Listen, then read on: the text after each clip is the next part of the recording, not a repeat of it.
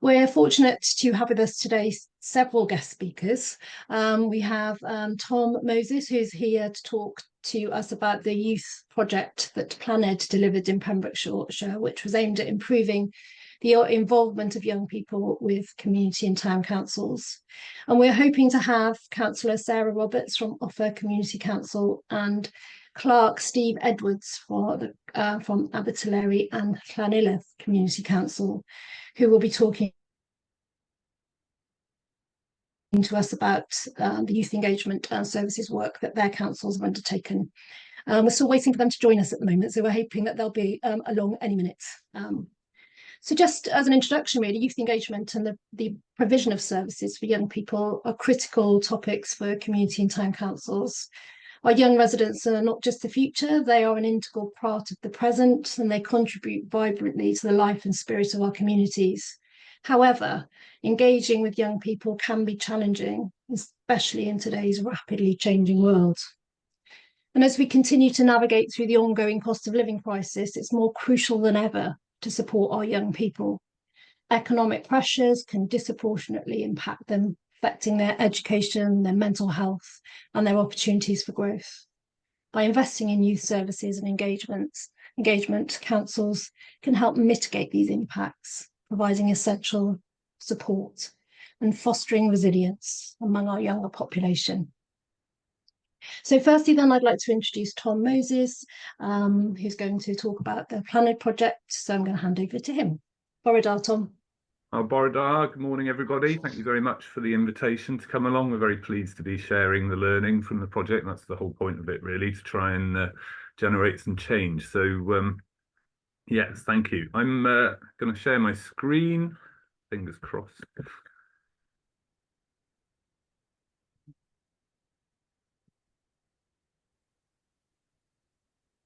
Okay, hopefully you can see my screen now.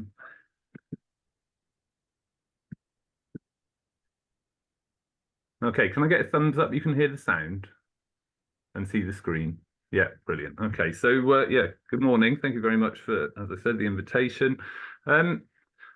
Just by way of a very brief introduction, I've sort of had 25 years of working with young people and excluded groups in various roles, particularly with Pembrokeshire Coast National Park, before moving to this project as a secondment to PLANED, which is a community development organisation based in Pembrokeshire, but working regionally and nationally as well.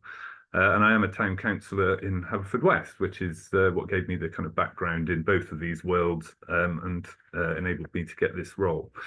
So I'm going to attempt, it's a little bit of a risk, and I haven't told Vanessa or Emma about this, so fingers crossed, to have a little bit of interaction here. I'm not sure if people are familiar with a web app called Mentimeter. So it's a little bit of a challenge, either in your one of your browser windows on your computer. Don't use Google or another search engine, just a browser window. Just type in menti.com. And then when prompted, enter that code 79684428, and hopefully we should be able to have a bit of interaction. You can also use your QR code reader to scan that QR code, and it will take you to the Mentimeter presentation. So if I quickly jump out of this presentation and hop into the Mentimeter one, you'll be able to see the code again. So again, if you haven't managed to get in there now, quickly maybe note down that number and you can join in as we're going along. So the first thing I wanted to do was just very quickly to get a bit of feedback from you guys on what you think in your setting, in your council, what opportunities could unlocking the potential of the young people in your community and their voice and getting them more involved in your council's work offer. So if we just take a couple of minutes there just to, again, allow everybody to log into the Menti presentation.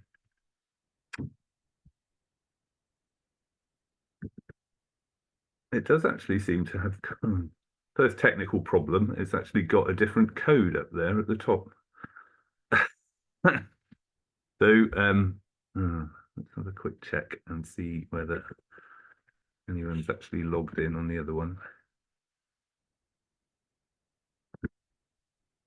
Yes, brilliant, it's working. So you can see a word cloud will grow there based on the responses that you're putting in there. And so you get 3 words each. And if there's a repetition of words, then the words will become bigger as well. So you'll have the sort of most popular answers in the center of the picture. So they're still coming in. I will leave that running for a moment and perhaps just carry on talking a little bit about the project. We'll come back to that in a moment. Okay, so as you're probably all aware, democracy is the focus of our work and the project Costau Youth that we're talking about here. And put very simply, democracy, I didn't know this before, comes from the Greek words meaning people and rule, so demos and karatos. So rule by the people is what democracy is, and I'm sure you'd agree with me that there's serious concerns really about the extent to which the population is actually engaged democratically and actually gets involved in this stuff, because as it says at the bottom, the system actually requires the participation of the people in the political process to function properly. So that was kind of the premise that we were trying to work towards, just to get a bit more awareness and involvement of young people. If that wasn't enough, though, it is actually the law. We are required by international law. The UNCRC has several articles that actually specify young people should be involved in decisions that affect them. It's kind of an expectation from good practice in working with young people, as the quote from the Children's Commissioner at the bottom there shows. And I'm sure, or I'd hope most councillors would be aware of the Future Generations Act, which the 7 sustainability goals on the left there. Obviously, there's many elements of where young people engagement is relevant to that. And of course, involving people, thinking long term and integrating our work is required under the ways of working of that. I'm just going to pop out and have a quick look back at the word cloud that's been generated there. So hopefully you can see this. So we've got trust and engagement, empowerment, inclusion coming through loud and clear there in the middle of the word cloud, and lots of other very positive words. What we've got: freshness, youthfulness. This is what we need, perhaps. Contact, inclusivity, guidance, variety. Yeah, it's very important that young people can perhaps help you guys on your journey. So that is a good start. We're going to move on. So throughout the next bit of the presentation, you'll be able to hear what I'm saying, and it's just an opportunity for you to capture any thoughts that you have that you think are relevant in terms of making youth voice and participation more effective in your context. So do add any thoughts you have in there, and we'll have a little look back at that later on. Okay. So yeah, Costau Youth was set up on the basis of working with young people in a previous project called CUBA. CUBA stands, by the way, for Community Wellbeing and Resilience.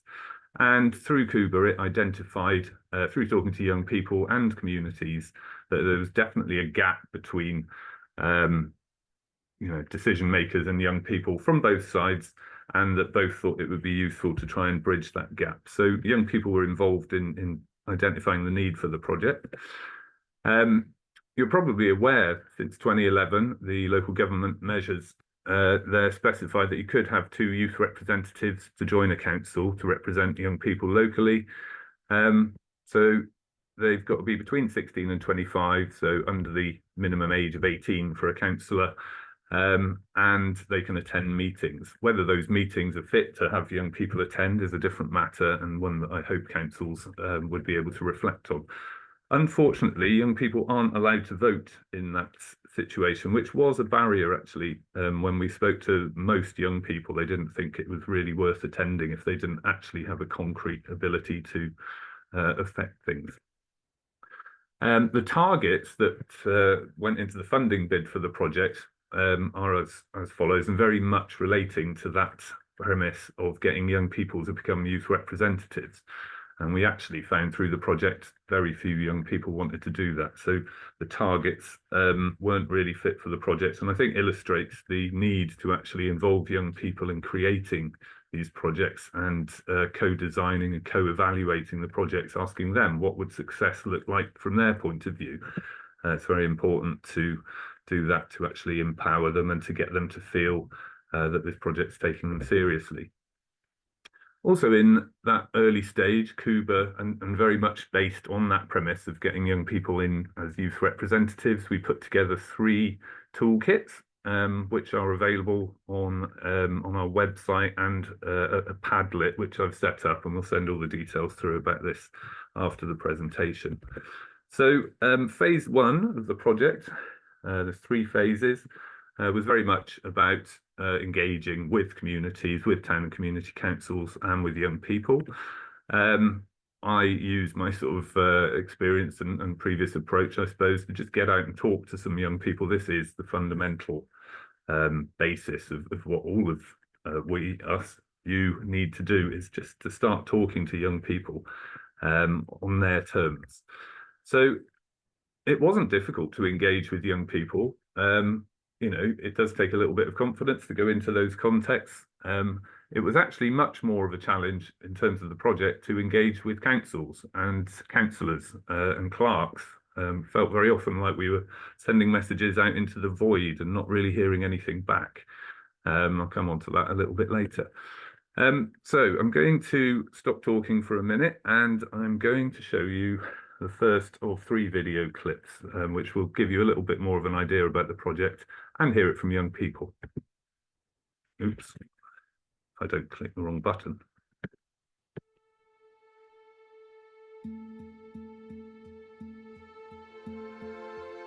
Cuba Youth is a project to better connect town councils and young people and engage them in decision making. How many reps you got?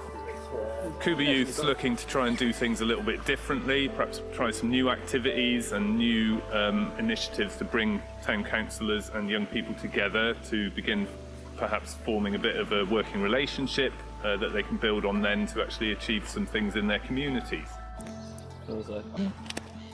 So lock 2, complete the jigsaw to find the information.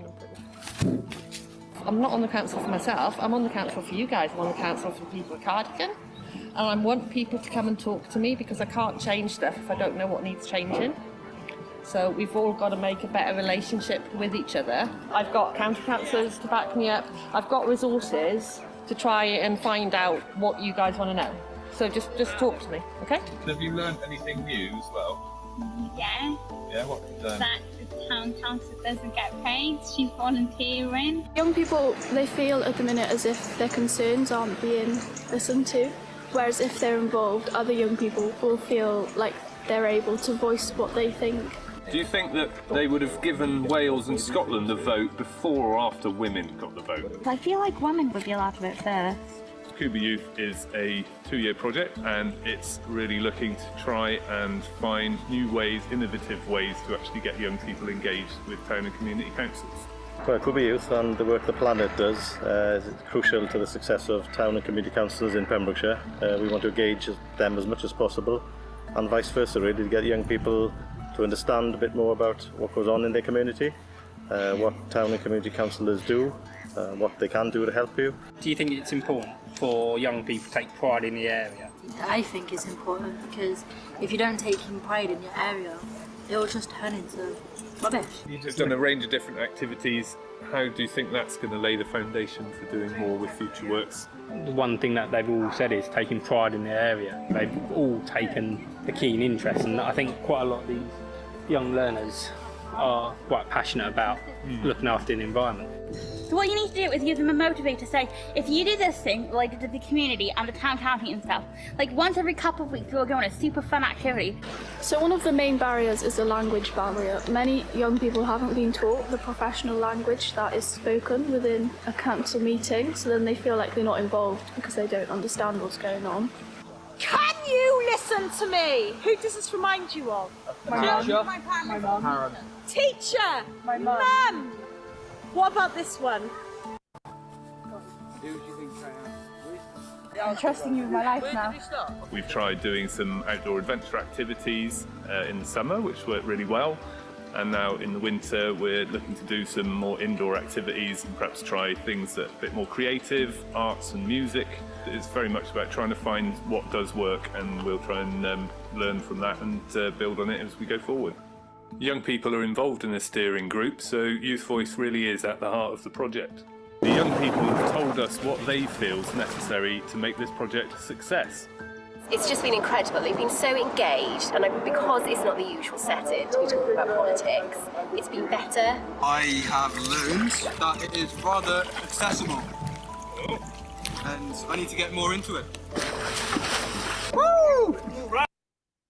There we go. So I'm going to cut the ends off the videos and start. So that was very much the first stage of the project, just getting to grips with young people and organisations and councils and communities, trying to get some buy-in.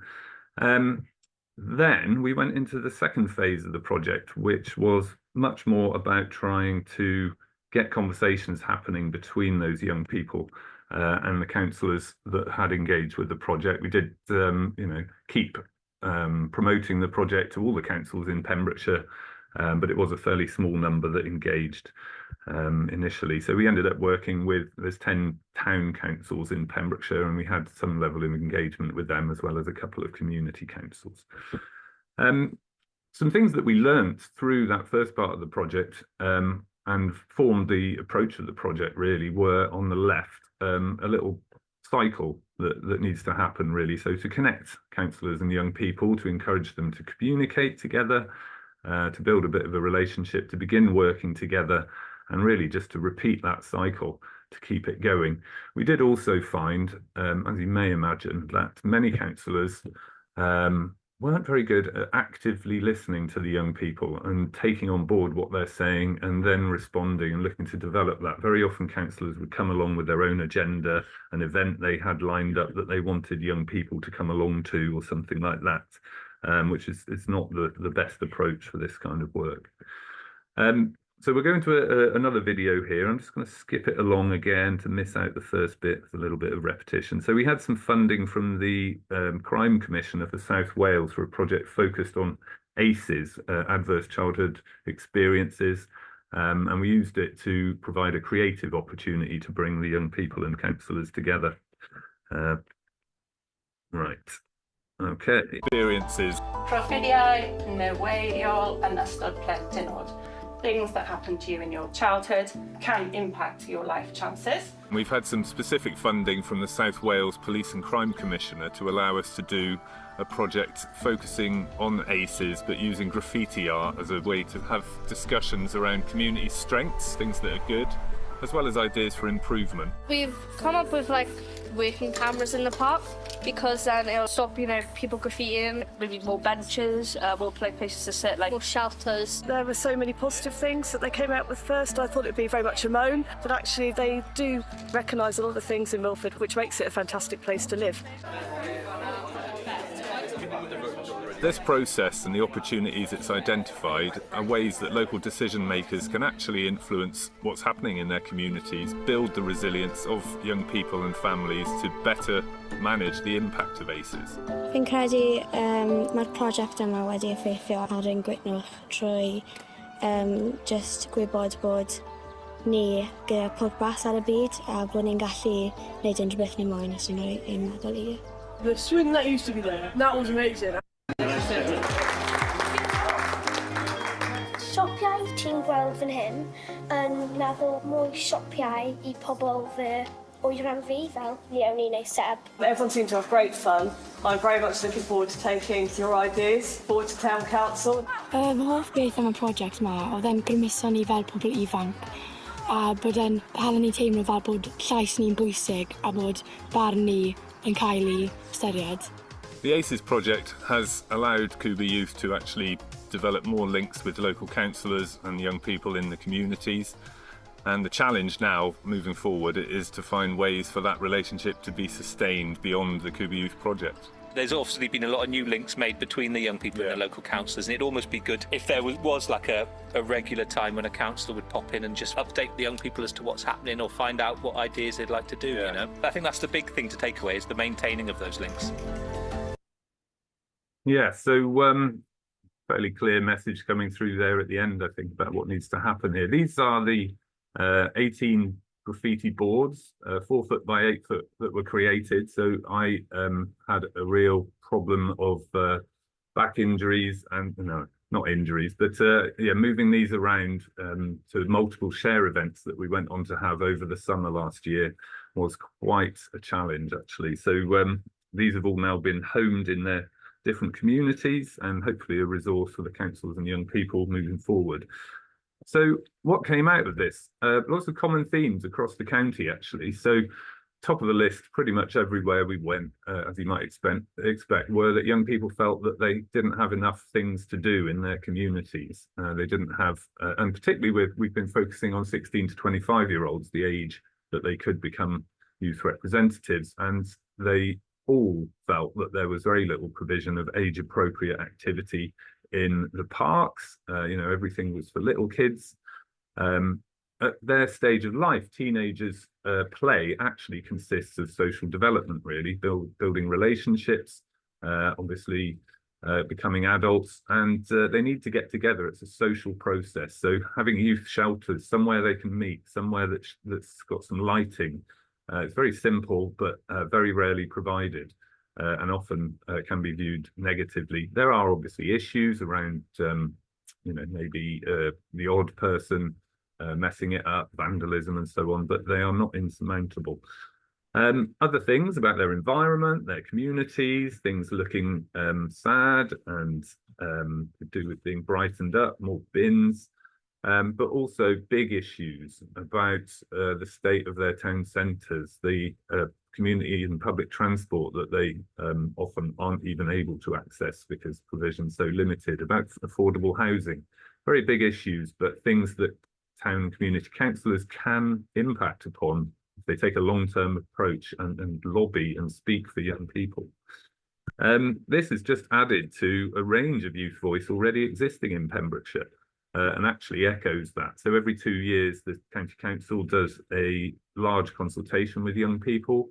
The results of this one you can see on the right there. So top of the list, cost of living, mental health, housing, environment, all of which could be used by town and community councils. In Pembrokeshire, the National Park has a youth committee, and they similarly have some you know, quite chunky bits of information about the young people's views that could be used by anybody.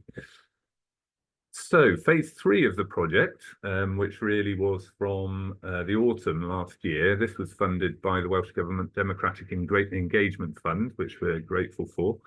And really the focus was to, again, with those councils that were remaining proactive, and I do have to say that several councils sort of fell by the wayside for a number of reasons, quite often to do with councillors' capacity, but I think also to do with a lack of actual strategic buy-in from those councils and an expectation that something would happen. They fell by the wayside. So again, I will show a video clip just to illustrate that. So here we go.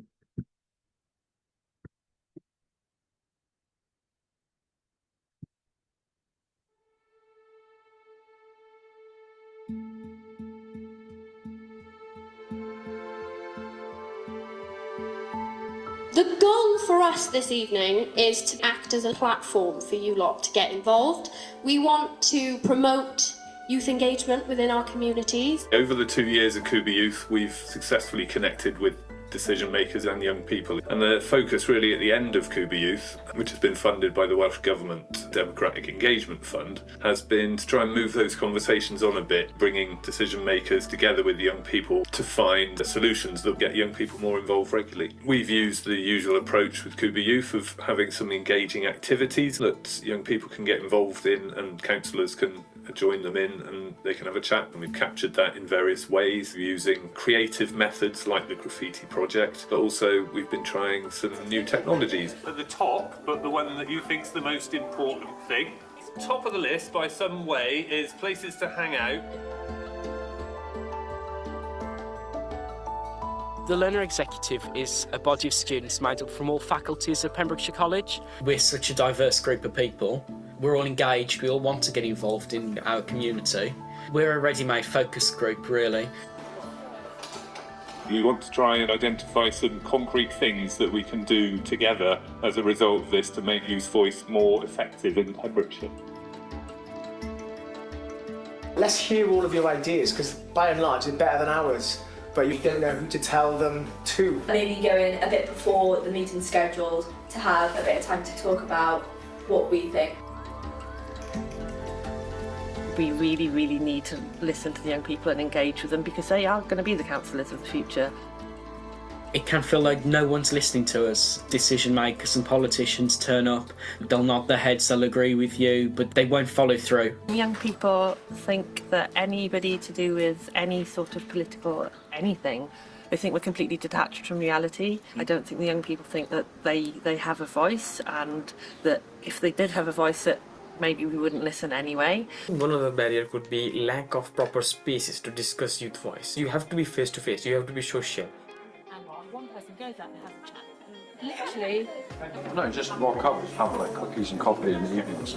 It's really important that we talk to the community, but especially young people.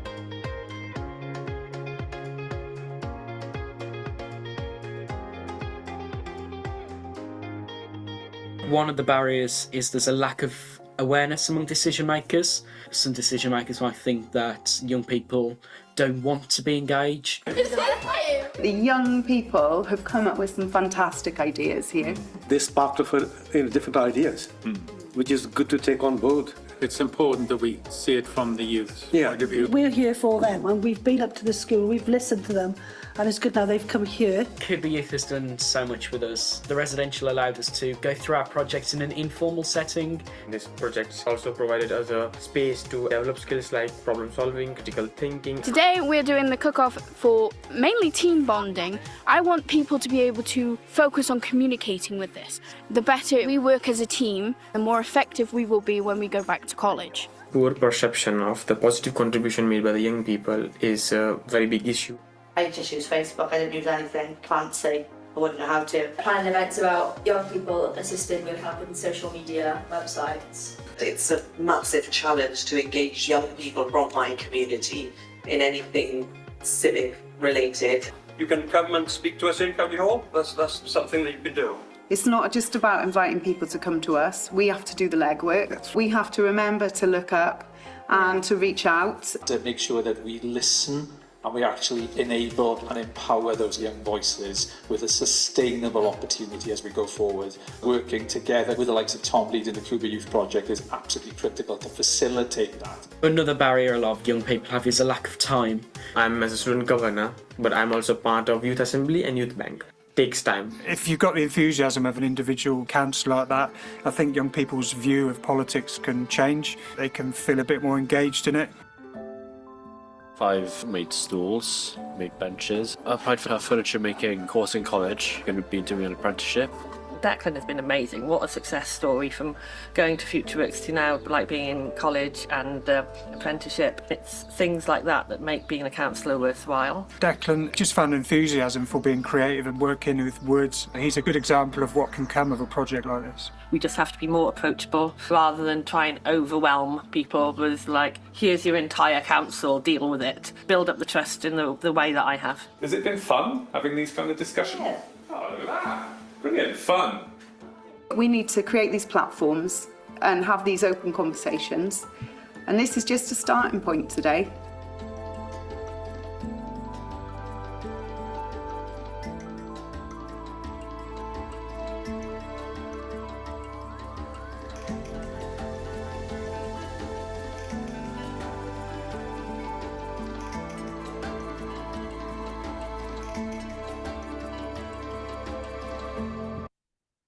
There we are. So I think there's a few messages coming through quite loud and clear there. Hopefully you're picking up on some of those. What I might do though is just dip back out and have a look at the Mentimeter and see. Oh, right, we've got quite a few responses here. Let's have a look. Oh, I'm not sure I'm able to scroll through. I think we might need to press enter to stop scrolling. So what needs to happen? Communication platforms, develop our abilities to reach young people, communication, making the experience meaningful, collaboration, time and finances. Need to show we're interested in listening, make it relevant. Lack of a range of ages are holding us back within the council. Young people are not involved. Need to make conversation. So yeah, there's a lot of commonality there between what you're saying actually and pleasantly what I'm going to tell you as far as what we learned. So let's just flip again from the current slide. Okay, so the findings now that okay, so yeah, this is a sort of summary, I suppose, of I guess the challenges that we came across in the project, and you've touched upon many of those in your comments there. So resourcing issues, capacity, money, awareness, this is hugely important, of town and community councils and councillors of young people and why they should engage with them, how to engage with them, and wider engagement as well, co-production, Wellbeing of Future Generations Act, communication, primarily, I think, in actually getting hold of and maintaining contact with the councils and councillors, but also for councillors to actually communicate with young people and so on. A more of an active listening approach. There are lots of systemic and cultural barriers. Accessibility is key. Meeting timings aren't necessarily going to be good for young people. They're not necessarily going to be able to get to meetings, particularly in rural areas. Online meetings do work a little bit, but certainly need to be part of a blended approach.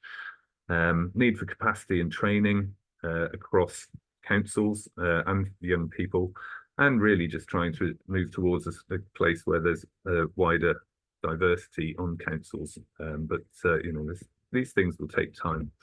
So we've got 22 recommendations from the project. The blue ones there are all really relevant to any stakeholders, any organisation, but the green ones at the bottom in particular to the town and community council sector. So they're the sort of headline recommendations, and we do actually then break them down into more detail. It's not an exhaustive list, but we will of course be sharing this with you after this presentation. It will also be available on our website, the PLANED Cuba Youth page. And as I said, we've set up these Padlets, which is the bottom right thing there. So there's lots of resources for councillors and for young people about democracy. And really, we are lacking somewhere where there is a sort of one-stop shop for this kind of information to be easily found. Ironically, in the age of social media, it seems people are actually struggling to find information more than they ever have. So that is the end of the presentation itself. I'll just come out from that and we will quickly dip back into the Mentimeter and go on to the next page. So this will allow you to look at the recommendations there, and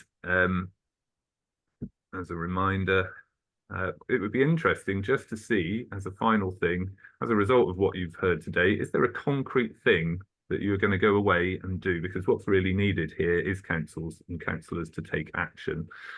It'd be interesting to see whether this has inspired you to do so. So that's we could perhaps, if there's time later in the meeting, dip back in and have a look at any responses on here. Yeah, that's it for my presentation. I'll stop sharing the screen now. I'm not sure whether I've gone over. I haven't really kept an eye on time, I'm afraid. That's okay. That's okay. Thanks, Tom. Yeah, it would be great to dip back in, especially in light of the fact, unfortunately, the two councils we have asked to attend today to join us haven't been able to make it. So so I was wondering if we could use a little time perhaps to take some questions from our attendees. I can see that we've got someone with a hand raised, and I would encourage any attendees, I can switch your microphones on and we can make it a little more interactive, to think about especially the last of Tom's slides on actions from information today, and perhaps we could have a bit more of a discussion about that. Did we have someone with their hand up? Yes, we've got a couple of hands up. Bear with me while I turn. Clive, I've turned your microphone on, so have you got a question? Oh, hang on. I think you can unmute yourself now. There you are. Can you hear me okay? Yeah, we can hear you. Oh, great. Thank you. A very interesting presentation. Thank you very much, and a lot of very good points. But can I talk about the reverse side of a problem as I see it? Life, everything you do in life has its downside. Nothing is ever perfect in all directions. Do you think that there's a real danger of distorting decision making? Now, what do I mean by that? Best decisions are always made by experience and wisdom. Do you think there's a danger of trying to put old head and shoulders on young shoulders? Do you think that what we're trying to do in a political sense is trying to push people very fast into adulthood and adult decisions, rather than bringing them in on a knowledge base, rather than what we think they ought to be doing in a political sense in our town and community councils? In other words, I repeat the phrase, a danger of putting an old head on young shoulders prematurely. Yeah, that's a good question. I think there is a danger of that. And I think really that's exemplified by the approach that actually has been the traditional one since 2011. Having the option of having a youth representative on a council seems to me like putting an old head on young shoulders, inviting those young people to come to a town council meeting, which I'm sure many of you would agree can be jargonistic and boring and maybe not very relevant to young people, certainly if they just parachuted into an existing meeting. So I think yes, it is difficult to put an old head on young shoulders, but what we're proposing here is actually that councillors go and engage with young people in an age appropriate way that's going to meet their needs, that's going to provide a comfortable environment where they're confident to actually open up and share their needs and help guide you. It's not about them making decisions necessarily. It's about young people actually being listened to by councillors and other decision makers. In my experience, most adult decision makers aren't very good at listening to particularly young people. And I think if we take a step back from young people, whilst they do have different needs and experience. And just to pick up actually the point you said about the benefit of experience in decision making. We've all been young people, but none of us are experiencing what it's like to be a young person now in our communities. You know, it's a very different. I'm 50 this year. I sort of think of myself as a relatively young councillor in my council, and you know, the need I think is to just open up our awareness to young people and their views, and be open-minded about what they're telling us. But obviously not to promise the world to them. You know, if you go in saying, yeah, great, you can have that £150,000 skate park, you're going to let them down, and that's even less positive. You know, you're risking complete disengagement then. But I think the key thing really is that we need to be listening to everybody in our communities and involving them in the work of town and community councils. Most people have no idea that we actually exist, or what we do, or how they can get in touch with us, why we're relevant, and certainly why they should consider becoming a regular attendee given their busy lives and all the other pressures that they're facing at the moment. Yeah, can I just ask and suggest that I understand completely what you're saying, but I think there is a good argument in all our deliberations when we're talking about youth engagement, is actually just to step back every now and again and question ourselves. Are we trying to impose what we think on them in this relation?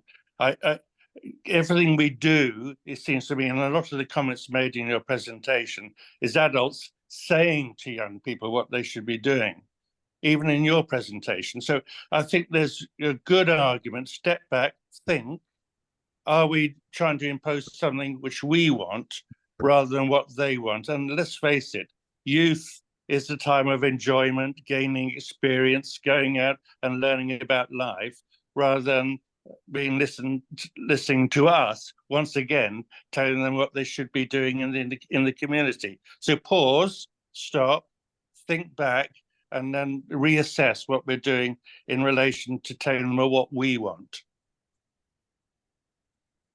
Yeah, that sounds sensible. I would agree. Sorry, Emma, you're mute. Anyway, thanks for giving me the chance to comment. Thank you. Thank you, Clive. Thanks, Clive. There's a few other quite a few hands raised actually, so I'll try and do it in order. Kath, did you have a question or a comment? Kath Davis. You there, Kath? Anne McGarry, did you have a question or a comment? Yeah, a comment really. I really enjoyed what you've done. I can see there's a lot of work to raise the funds to do all those things that you've done, but I think things can be done on a more low-key way. And I absolutely think from years actually of doing voluntary youth work, my experience is that when you listen to young people, they're much wiser and more knowledgeable than we usually expect.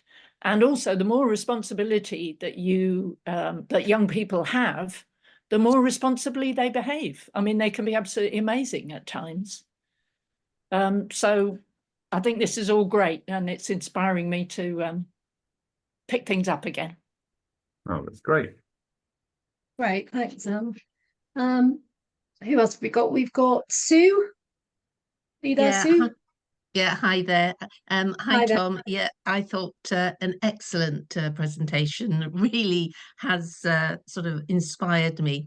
I thought as well, today on the news, there was a young MMP who's just been elected. He's 22 and he was being berated for having no life experience. And he said, well, you know, I've got experience of really poor housing, high rent. I mean, I think, you know, young people bring a lot to the table. And I've been a school governor for 30 years, and one of the best initiatives have been school councils who've been involved with things like, you know, appointing head teachers, and they've brought a real, well, a lived experience, if you like, to the table. So I would really like my council in Aberporth to take this forward. But it's funding, it's resources. I mean, you know, we're so strapped for cash. So I don't know if One Voice Wales have any influence in perhaps unleashing a bit of funding to enable us to roll out a project like you did so successfully, Tom. So well done. Thank you, Sue. That's very great to hear. A couple of points there. Well, several points. I won't comment on One Voice Wales and their funding.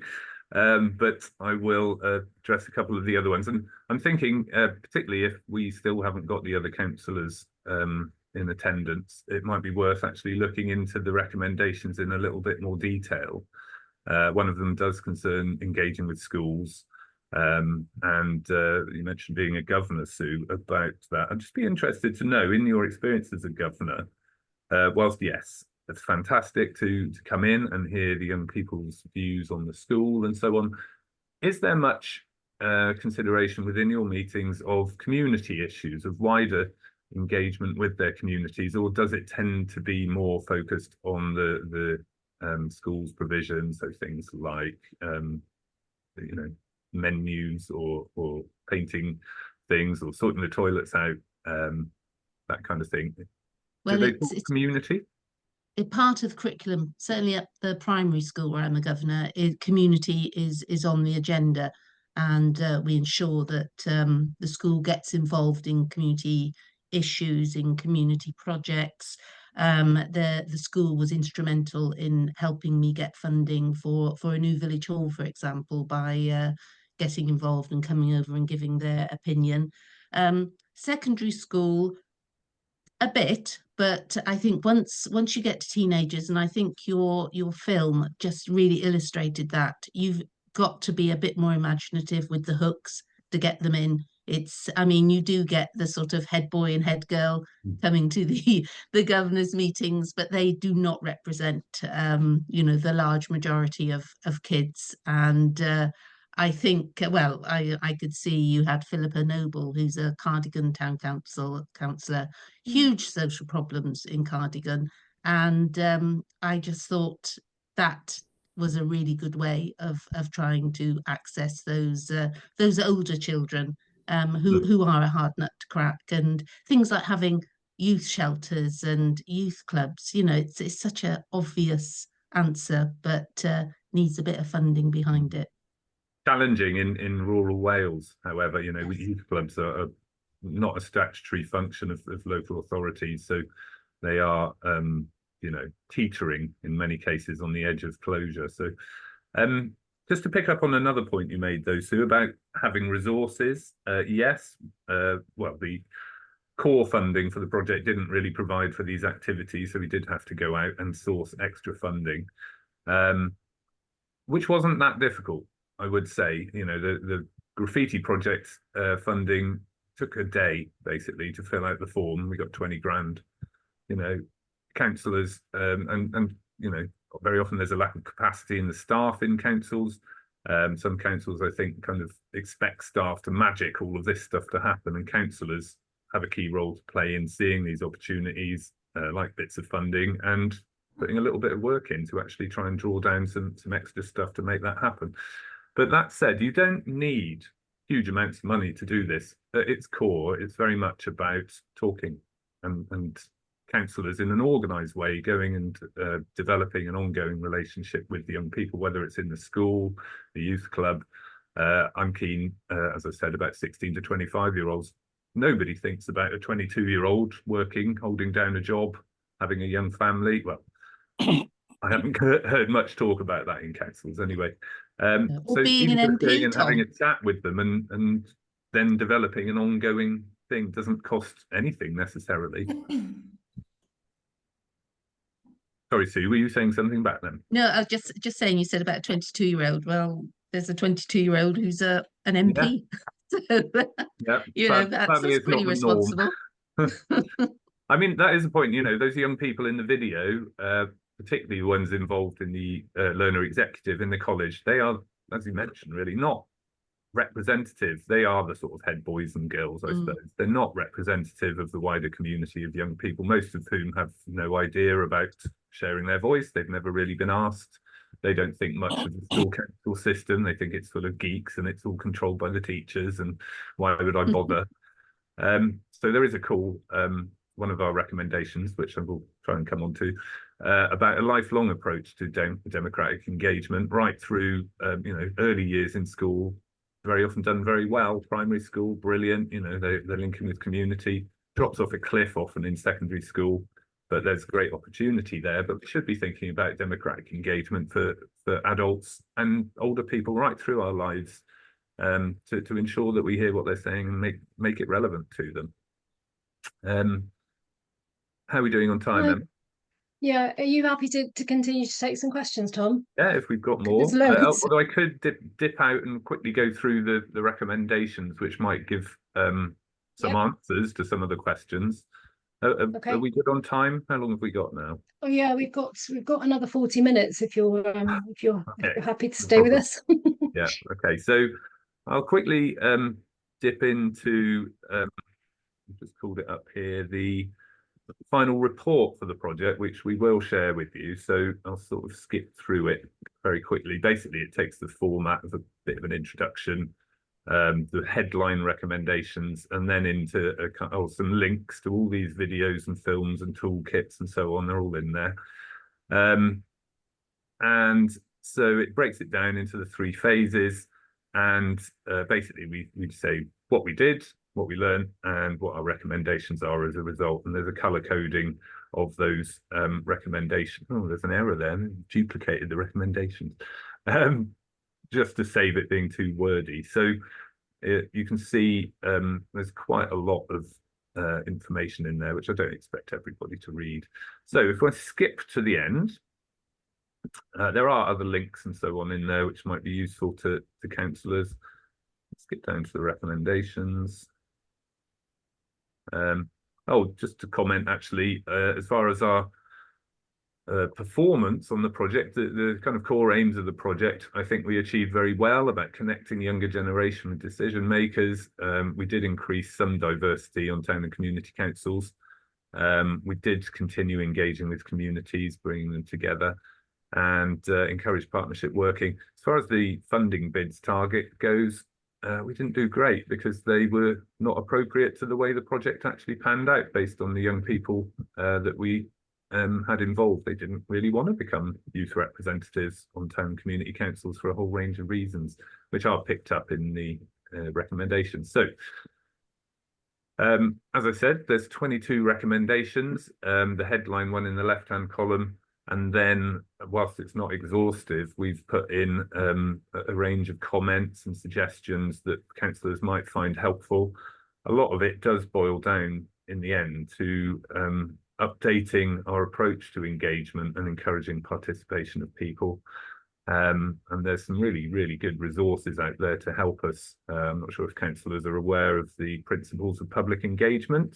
It's 10 principles that were come up with about 15, maybe nearly 20 years ago, actually, and signed up to a lot of organisations who subsequently, I would say, maybe haven't implemented those 10 suggestions quite as much. But there are tools. There's a toolkit that you could use to assess all your engagement work that's really helpful. Engaging in ways that meet young people's needs. You've mentioned the language that's used, the time that meetings take place, maybe thinking about the availability of young people, particularly if they're in college. The Welsh Government Democratic Engagement Group meeting for young people took place at, I think, 2 o'clock on the afternoon of the first day of GCSEs, which, you know, is really poor planning in terms of an organisation. Why would you dream of putting something where you're trying to attract young people on the day when they're possibly busy in exams, but also really in an exam period really stressed out, and they're not going to be thinking about this kind of subject. There is a need, as it says here, and the term is used quite a lot, about safe spaces. It doesn't mean, you know, safe physically, really, in terms of, you know, avoiding accident or injury. It's about creating places where young people feel comfortable and feel valued, that they feel that they can actually share their views openly and honestly. Again, councillors can access many safe spaces. Youth clubs and so on are safe spaces, hopefully. It is very much more about councillors reaching out, as said in the video, and taking the conversation to them and building a relationship. Third recommendation, improving the availability of information. Most young people, as I mentioned, had pretty much no idea what a town council was, what it does, about how they might get involved, or why they might get involved.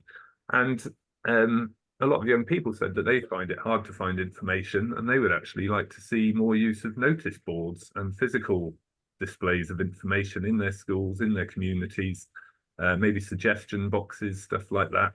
I think they recognise that you know, there's too much information out there, and social media is, I think, a bit of a distraction in some ways. You can put a lot of effort into social media. You have to do it across multiple platforms with limited benefit, really. It doesn't generate a two-way ongoing conversation. It's more of a shop window for organisations. Making engagement everyone's business. Staff, clerks have a hugely important role to play here. They are the glue, the continuity that holds councils together, but they're generally stretched and they don't necessarily have the capacity to do this engagement. Talk to staff and see how they could get involved and help raise their awareness of why it's a good thing and so on, but empower them to actually do this stuff. there's a lot of relevant stuff out there already, as touched upon in the video. So there are quite a lot of youth voice structures. Each county, I think, has a youth assembly or a youth council, which would bring young people from across the county together. They might not live in your ward, but chances are that there will be a young person from somewhere near you. Also, think about other organisations. So there's third sector, voluntary sector youth projects. So in Pembrokeshire, there's 4, and they're not really very well linked to the county council youth provision. So it's quite a different perspective. And there's some other links to some things there. Skip on. School college engagement. Yes, it's a good thing to do. Almost by definition, you're limiting the age range of young people that you're talking about up to the age of 16, maybe 18 if they're staying on doing their A-levels. And we've talked a little bit there about some of the difficulties about talking about communities. It does very much require a buy-in from the school, either the head or the person who's coordinating the youth voice structure in the school. And that takes time and effort, and really we've struggled to do that. A lot of teachers only have like an hour a week of time to actually plan and prepare and make new connections and so on. So it's quite hard. Think about 16 to 25s more, as well as young children. Communication is very difficult. I've found it very hard to get two-way communication going with town and community councils. I think in part technological reasons. Email doesn't work for everybody. People get a lot of emails. A lot of councillors are quite busy, so they don't see their emails necessarily. But I think there's also part of it around there being some named person in a council who's going to take responsibility, and there be an expectation that they actually can communicate and respond and so on. Make the most of collaborating with other organisations, both because make better use of resources. You could chip in on an event with a youth organisation and have a kind of little engagement element. I didn't say elephant there, that's not helpful. And obviously you get the benefit of having experienced youth workers and so on who can facilitate and support the development of that relationship.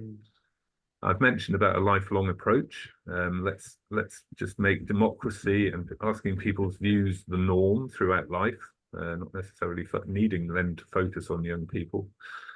Time and again, young people came up with, as did adults, the overwhelming negativity of coverage of young people in the media. We very rarely hear positive, good news stories, certainly at a national level. It's all the stabbings and the mental health crises and the negative things. So the best that you can to actually help promote that and share the good things that young people are doing, and that could help inspire other young people, as well as show them that people are listening and that they are sharing this information. Establish and use young people's preferred methods of communication. You know, some liked emails, some like text, some like WhatsApp, and there was definitely no one size fits all. So it does take time and effort.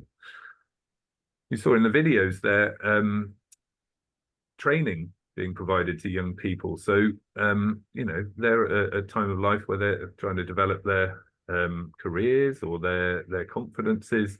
And providing training, even very simple stuff. There's a great resource called Board Meetings, spelled board, and it's just about 20 or so, like 20-minute kind of exercises about committee roles, about chairing, about decision making. So the decision making one, for example, was based on which biscuit. So just had 3 packets of biscuits, and then you sort of talk about how are we going to choose which packet of biscuits to open? Are we going to do it through a autocracy? Is someone going to just make the decision, be a biscuit dictator? Is somebody, can we do it through consensus? Should we vote on it? You know, and they get it, and they you know, realize that there's different approaches in different situations, and they found that beneficial. And then you also saw Declan, the young person from Cardigan, who just through a councillor arranging these green woodworking sessions, discovered that he loved green woodworking and was enrolled in college, and he's got a job with the local carpenter. So, you know, there's ways that we can do this stuff that actually benefits people as we're going along. And there is a bit there about resourcing. You know, it may be that you might be able to find a bit of resource from your council funds, a precept, possibly, but otherwise the need to bring in extra resourcing. But as I say, some of it's just time and capacity related. Okay, so the green ones are specifically for our sector.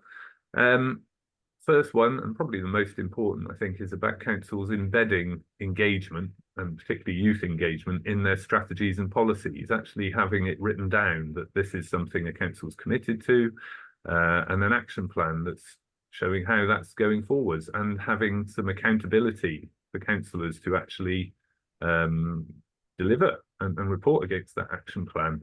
And that then hopefully avoids this situation that I've seen a lot, where you end up with one motivated councillor who really wants to do this stuff, and they find it so hard to get through council decision making that they just go under the radar and they do stuff with young people that other councillors often don't even know about.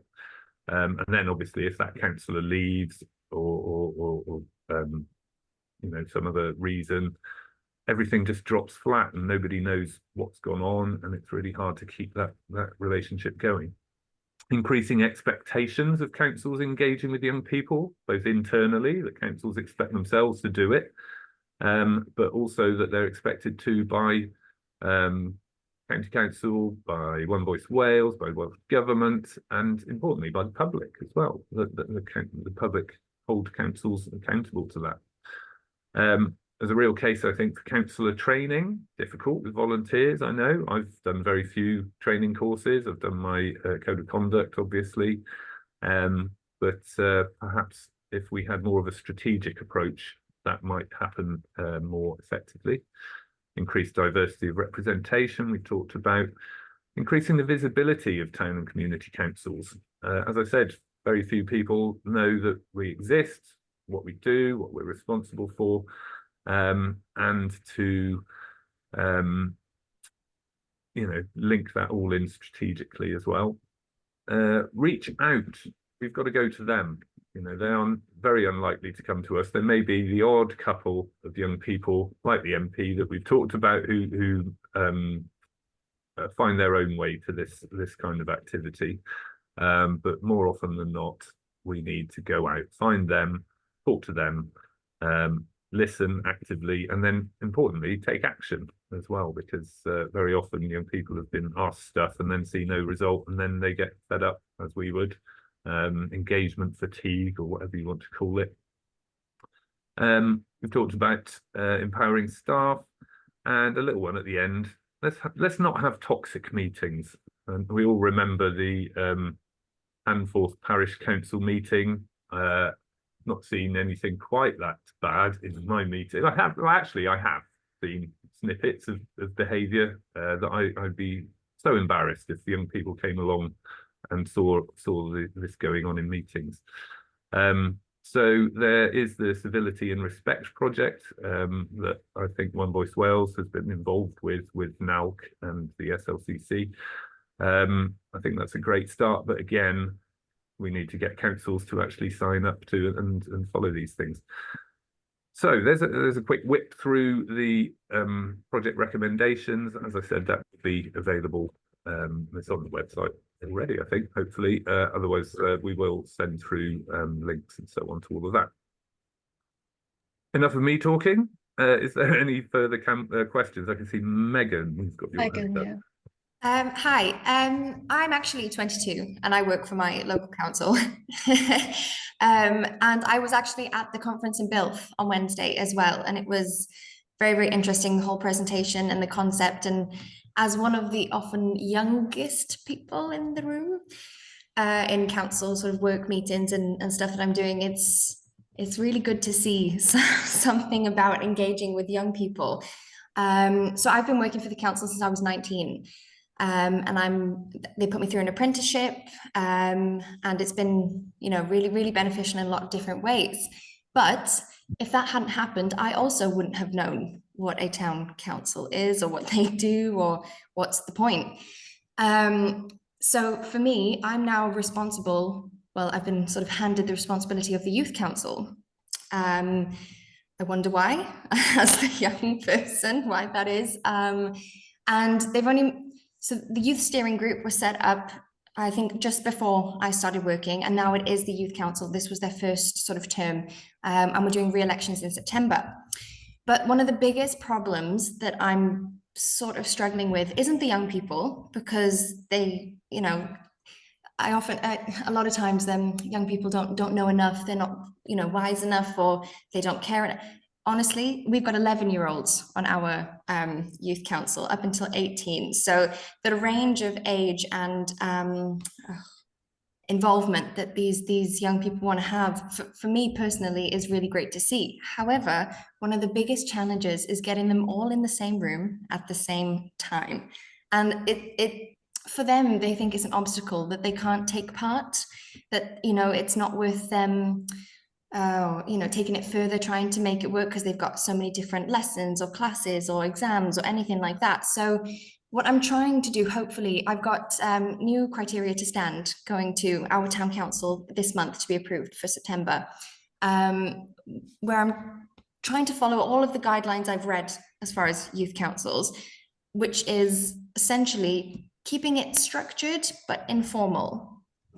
And I think, you know, everything that I've seen that you've talked about the video, that's kind of the right approach. But now I'm slightly thinking, is it something, you know, the activities, the way that you've engaged activity-wise, you know, instead of coming to sit in a room at a certain time every month and try and get everyone in the same place, that, you know, we sort of go to them and maybe even reach more people. But again, that isn't just generally engaging with the youth, which I'd love to move on to in my role, but that's the youth council. So is that something that, you know, they could do, that we could do it that way? Yeah, I mean, it's brilliant. Can I ask which town you're in, Megan? Pembrokeshire and Buryport Town Council. Okay, great. Well, that's fantastic to hear, and also that you kind of recognised some of the issues that I was covering there, and hopefully, you know, back up maybe some of the recommendations. That was there anything that, I know it's a difficult question, did we miss anything? You know, I'd love to hear any reflections that you have on those recommendations. Yeah, once you've got them in a youth council, you know, you've crossed a hurdle there. I think that they've already seen the benefit, I suppose, of sharing their voice, or found it interesting and have turned up. So yes, keep going with that. They're already used to the idea of coming to a meeting, but I would suggest that trying to spice it up a little bit by having some fun activity stuff would be a really beneficial thing to do. Should, I'd imagine, help with kind of retaining them. And also it gives them quite a fun thing that they can talk about and discuss and plan themselves.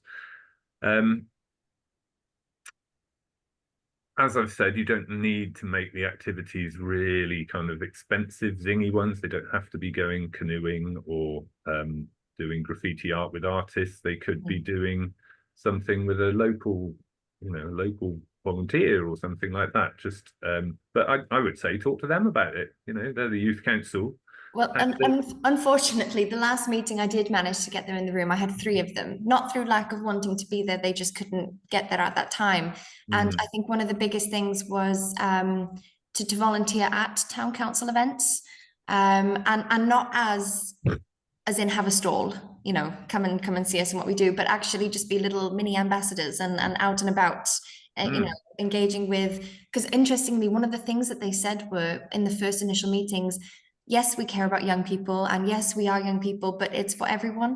They want to work for the whole community, which I think was quite surprising as well when I had that initial sort of conversation. And I think it doesn't have, like you say, it doesn't have to be so costly to make it a bit more appealing. I think that's it's very, I think it can get very deflating when you don't see a lot of things happening, especially as a young person. I take it a little bit personally, which I shouldn't, working in a council. I shouldn't be able to separate those. But I think seeing this presentation, and again today, is just very, yeah, inspiring is the right word to keep it going and maybe pick it up a little bit more. Because again, I'd have no idea what a council was if I hadn't been given the opportunity to work. So, because again, I think it's very important, like you said, decision makers and involving the council side. But I think the staff side, I think there are, you know, there's two sort of fronts potentially, depending on how people want to get involved. Because one of the biggest things I struggle with is sitting around the table in a town council meeting, and I may be the youngest usually by about 30 years. So it would be lovely to see some more young people, and I think I will try and come up with some cost-effective activities to do that. There's a fantastic thing as well. Are you familiar with participatory budgeting? Have you heard of that? Not really. Participatory decision making, because that's what I did a unit on that in my my training, but not budgeting. No. Well, budgeting is just where basically you allocate some money to a group of people and they decide themselves how they're going to spend it. So very often, like the youth bank, for example, I think each county has a youth bank. So that they have a pot of money, and a panel of young people then invite other young people to apply for pots of money to do a youth-led project. And the youth-led panel obviously looks at what they're trying to achieve and allocates money accordingly. But so it's beneficial for the panel, but it's also beneficial for the young people who are applying for the funding, knowing about doing a bid and knowing about evaluation, or, you know, planning what they're going to do.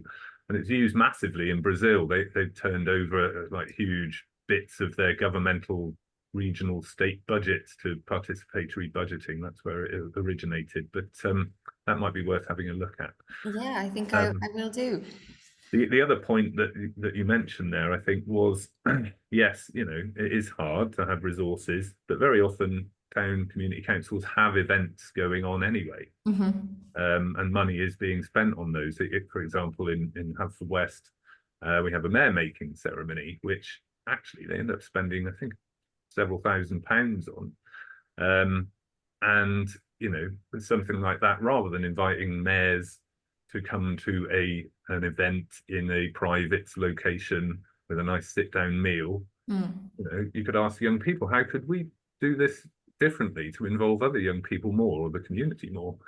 So a young person suggested to me, well, why don't you just have like a barbecue and invite the whole town?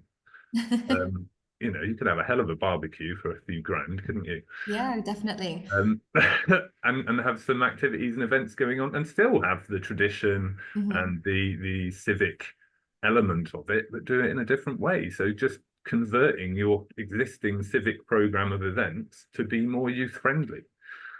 And get them involved in helping you plan and deliver it, and volunteer and wear the tabards and do the parking and do, you know, all of this stuff. There's lots and lots of opportunities for engagement. Oh, fab. Thank you. Right. Thanks, Megan. Just a couple of people still waiting with their hands up. So if that's okay, Tom, can I ask Chris? Yeah. Can you hear me okay? Yeah. Yes. Thank you very much, Tom and Emma. I wonder if you've got any specific suggestions or pointers for a community council such as mine, which is Ganflwyd Community Council, which is very tiny.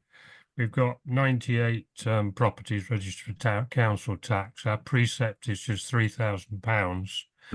Over the last sort of 30 years, we've lost our one garage, our one shop, our one post office. And more recently, we've lost our school, our primary school. So it's really like, where can we start in terms of, you know, for finding a contact point? Do we need to really just link up with other councils, other small community councils in our area and coordinate activities between us? Or is it things we can do on our own with our own community? Well, I'd certainly say that coordinating and collaborating with other community councils would be a fantastic thing to do on a whole range of levels. You know, particularly. Sorry, I didn't catch which council it was, Chris. Ganflwyd. Where's that? Near Dolgellau. Okay, yeah. So proper rural Wales. Yeah, it's one of the smallest, and it covers one of the largest areas. So there's an interesting set of challenges. Absolutely, and they are huge challenges. The geography and public transport and so on in Wales is really challenging, kind of thing. Yeah, so, well, what I would suggest is, I suppose, I mean, I've mentioned about schools. Obviously, schools are a place to start, and it's a shame that your primary is closed, but to have a conversation with the secondary school that your community feeds into and their youth voice thing, I would think would be worth a conversation, perhaps after having spoken to some of the other feeder communities. Yeah. If you can find a couple of other councillors who have an interest, then, you know, all the better. So I would certainly look into that. Have you got young people living in the community that you're aware of? They're very scattered. Mm. You know, so we've got outlying farms with families. There's some single parent families in the village. We've got 6 council houses. So there's a scattering, but there's no point where young people meet anymore. Mm. We've got a village hall left. And I did help run a youth club there, and showed films and things like that, but that has sort of died out with the loss of the school, really. Yeah. So there's no obvious point of contact for young people at all in the village. Yes. Well, it's, I think, one of those situations where, with your kind of local knowledge of people, and I don't know whether you do use social media or anything like that to reach out, really, and to try and begin with very simple questions, a conversation with the community about that, saying, you know, we are a community council that does want to improve life for our residents, and we're conscious that young people are an important part of our community. We're not really in touch with any. Have you got any, you know, parents are helpful, teachers are helpful. Yeah. You know, if you can ask a question of parents to ask to their young people, then they'll probably do it, and hopefully reply to you. So a little bit of a community consultation may be worthwhile, I would think. And ultimately, again, what it boils back down to, I think, is those very simple steps, you know, communicating with people, young people, yeah, identifying what they're thinking and what they're saying, seeing what you can do and offer, and try and, even if it's a very simple thing, have an action. Let them see that you're doing something, even if it is just, you know, I'll be outside the shop on Saturday morning if anyone wants to chat. I'll be on that bench on the green. I'll be, yeah. So yeah, it really, I think ultimately it all boils down to just communicating with your residents. Right. Sorry, that's I think not. you make a really good point, though, Tom. No, there isn't one. Don't worry about it. I understand that. That's great. Thank you very much. I think, Tom, you made a really good point around what I found interesting is just simply converting your existing events to be even more youth friendly. I think that's, yes, you know, yeah, something simple that everyone can do, can't they? To just give that a little bit more thought. I'm just going to come to Caris last, because I know Caris has been waiting a while, and then we might have to collate any other questions and come back via email, because we're running a little short on time. You there, Caris? Yeah, can you hear me? Yes. Perfect. Hi guys, I'm actually 23 myself, and I work for my local council as a community engagement officer. In my personal experience so far, I found that getting younger people involved in anything almost gets them instantly inspired, such as young people joining community groups, giving their opinions on societal issues, exploring what they'd even like from councils and organisations. I think if they're informed about certain things, that instantly gets them involved and inspired. In my experience, I find that many young people want to be involved. So I think your presentation was very inspiring. And I think that as a younger person myself, it's amazing to see like a range of councillors and organisations implementing youth collaboration into important decisions and community work. So I think that, yes, your work is very inspiring, Tom, and I just wanted to confirm that. Just from my own experience, I think that building on collaboration with the youth, it actually gets them involved, instantly inspires, and, you know, we have to, I think, remember that they are the, you know, future generations and the future councillors, like you said. Well, that's really nice. Thank you, Caris. And yeah, I mean, do something. That's the key. It's don't be too worried about the whole kind of, oh, how do we engage? You know, what are we going to do? But just start doing something, councils. Definitely. So yeah, it's really good to hear that that we have got young members of staff there, yeah, if any of those recommendations are of any use to you, then please do use those. And I should probably say actually about the what next with Cuba Youth. So the project itself finished at the end of April, and writing up reports and so on, staying till the end of May. Project is now finished. I've moved on to a different role now, actually, with a different organisation, so I'm coming back to do a guest appearance for this. But before heading off, we did get a bid into the lottery for the follow-on project, which obviously with lottery funding, you may be aware that you can't really apply for follow-on funding for the same thing. It has to be different. And it actually felt right for it to be different. So we focused on Pembrokeshire. We've now got a bid in for a regional project focusing on 16 to 25-year-olds, older young people. And we're actually opening it out from just town and community councils. I think whilst it's worthy focusing on that, I think in a way it narrows opportunities for everybody, really. I think by collaboration and inviting as many people as possible who want to get involved in this kind of initiative. So for a number of reasons, linking with other decision makers in communities, whether they are youth leaders, whether they are people in sports clubs, sport coaches, you know, obviously football and rugby clubs, huge numbers of young people engaged in those, and quite a lot of the young people are on kind of leadership pathways. They're becoming coaches, they're becoming young leaders, they are in touch with their communities and know what they're thinking, and have a bit of motivation for this kind of stuff. And so we've spoken to quite a few different organisations involved in that kind of thing, and they're very positive about the opportunity for actually linking with this follow-on project. So and that may be actually helpful, Chris and Caris and others. Don't limit it just to youth councils. Think about other organisations where young people are and go and talk to them as well. So the bid is in. We're through to the final stage of the process. Hopefully that will be successful, and there will be a regional project looking to do this kind of work across Pembrokeshire, Ceredigion and Carmarthenshire.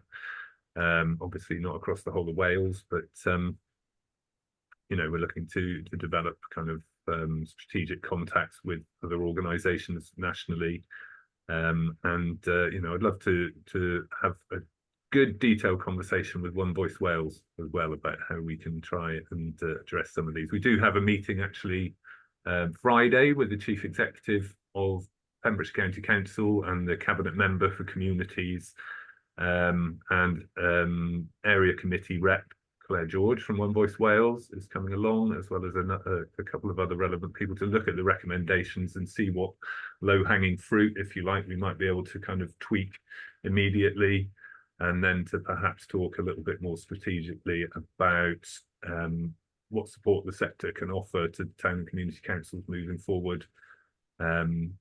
So yeah, that's the main things. As I've said, I will get a summary of information through to Vanessa or Emma or whoever, and with all the links and all the information, and hopefully that will find its way through to you through the magic of town and community council communication channels. If you don't get that for any reason, then you can get in touch with me. I will well, I can tell you I'll put my contact details in the chat now, and you'll have that then. I think we can share them too as well if you're happy, Tom. Yeah. Yeah, we'll send out. Yeah, I'll send it to you, and you send it to the attendees, obviously. But we'll send out. Get it out to everyone.